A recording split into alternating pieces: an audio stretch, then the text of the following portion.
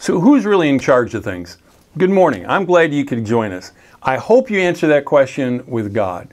God's the one who wants us to follow His lead and not us make our own plans and say, oh God, please bless this. I want to take us back to the story of David being chosen as the second king of Israel. And it's very significant because the first choice had already been made, and it should have just been Jonathan. It should have been the offspring of Saul.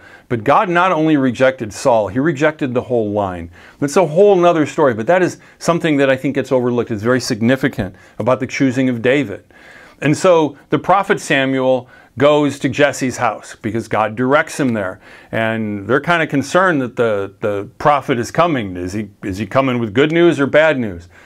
Well, he's coming to anoint the next king. And when the oldest of David's brothers comes forward, he's ready to do it. And Samuel, he was a bright guy, he was a spiritual guy, and he's like, this looks like the king. And God says this, man looks on the outward appearance, but the Lord looks on the heart. This is not the person I'm looking for. And it even fooled Samuel. Think about how David must have felt in retrospect, because he had a bunch of brothers, and they keep trotting them out one after another. The Lord's like, no, this isn't them. David wasn't even there. His brothers didn't bother to invite him. His father didn't bother to invite him.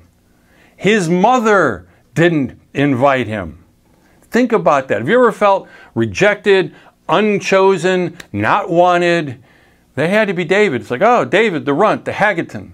Okay, it was the word in the Hebrew. It meant like the runt of the litter. It's not going to be him. But as soon as he comes before Samuel, God says, this is the one. So whatever you're doing, you need to know that God's called you to it. Now, some of you are like, well, how do I know that? If you're married, you're supposed to love and respect your spouse. You know that. That's definitely God's plan. But sometimes we're not sure, does God want me to step out in faith and do some kind of ministry, whatever it is? A lot of times it's just an invitation. I've found that over the years that different people have asked me to do things, and it started with, I remember the day that I graduated from high school, I was out riding a tractor, cutting the grass at the corner of 31st and Midwest Road in Oak Brook. That's what I was doing. Oh, I wanted to teach Bible studies back then, and I thought I was going to be a preacher or something like that. But that's not what they asked me to do. There's lots of little things that they asked me to do before that. What's God calling you to do? Know that God looks on the heart. And here's the reason why. Because He knows what we're about. We can misread people. And we not only judge people wrongly because we can't see what's there, even if we could see what's inside somebody else. We see through a lens of humanity and sometimes our own darkness, and it inverts things, and we would misinterpret things. Can we trust God that He is going to call us and put us where He wants us? That's what happened with David.